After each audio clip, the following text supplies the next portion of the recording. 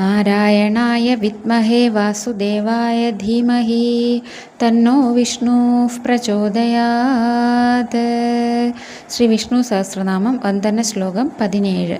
പവിത്രാണാം പവിത്രം യോ മംഗളാനാം ച മംഗളം ദൈവതം ദേവതാനാം ച ഭൂതാനാം യോ അവ്യയപിതാഃ.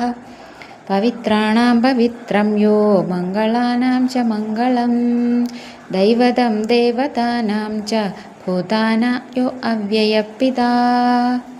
ഏറ്റവും പവിത്രമായ, ഏറ്റവും മംഗളമായ, മഹത്തായ, ദേവാധിദേവനായ, സകല ഭൂതങ്ങളുടെയും നാഥനായ, ഒരിക്കലും നശിക്കാത്ത ആ മഹാവിഷ്ണു ഭഗവാനെ 1000 നാമങ്ങളെ കൊണ്ട് അർച്ചന ചെയ്യുന്ന പുരുഷൻ സകല സൗഭാഗ്യങ്ങൾക്കും ഉടമയായി തീരുന്നു. ഭാവാർത്ഥം: എല്ലാ ഇതിഹാസങ്ങളും പുരാണങ്ങളും ഒരിക്കൽ പറഞ്ഞത് തന്നെ ആവർത്തിക്കുന്നത് കാണാം.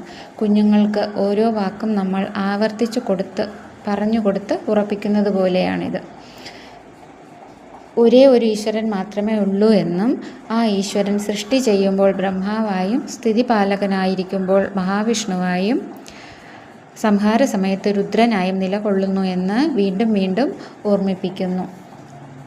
ഏറ്റവും പവിത്രമായ, മംഗളമായ, ദേവാധിദേവനായ, ഈ ലോകത്തിന് തന്നെ പിതാവായിരിക്കുന്ന ശ്രീഹരിയെ 1000 നാമങ്ങളെ കൊണ്ട് അർച്ചന ചെയ്യുക, സ്തുതിക്കുക, നമസ്കരിക്കുക എന്ന് പിതാമഹൻ ആവർത്തിച്ചു പറയുന്നു. ശ്രീ മഹാവിഷ്ണു എവിടെയാണോ ഉള്ളത് അവിടെ ലക്ഷ്മി ദേവി വസിക്കുന്നു എന്നാണ് പറയുന്നത്. ഭഗവാനെ പിരിഞ്ഞിരിക്കാൻ ദേവി ഒരിക്കലും ആഗ്രഹിക്കുന്നില്ല.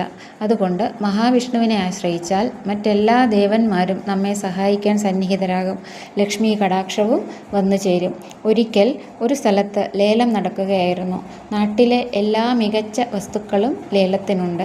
ഒരു വ്യവസ്ഥ: ആരാണോ ആ വസ്തുക്കളുടെ ഉടമസ്ഥൻ്റെ ഫോട്ടോ വാങ്ങിക്കുന്നത് അവർക്ക് ബാക്കി എല്ലാ വസ്തുക്കളും സൗജന്യമായിരിക്കും.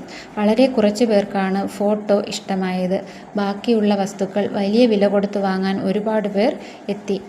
ഇതുപോലെയാണ്, ആരാണോ ഭഗവാനെ സ്വന്തമാക്കുന്നത് അവർക്ക് ബാക്കി എല്ലാ വസ്തുക്കളുടെയും ഉടമസ്ഥനായി തീരാൻ കഴിയുന്നു. പക്ഷേ ആ ചിന്ത ഉയരണമെങ്കിൽ പോലും ഭഗവാന്റെ കരുണ ഉണ്ടാകണം എന്ന് മാത്രം.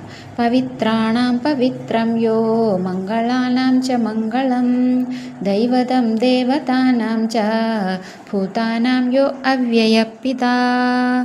ഓം നമോ ഭഗവതേ വാസുദേവായ.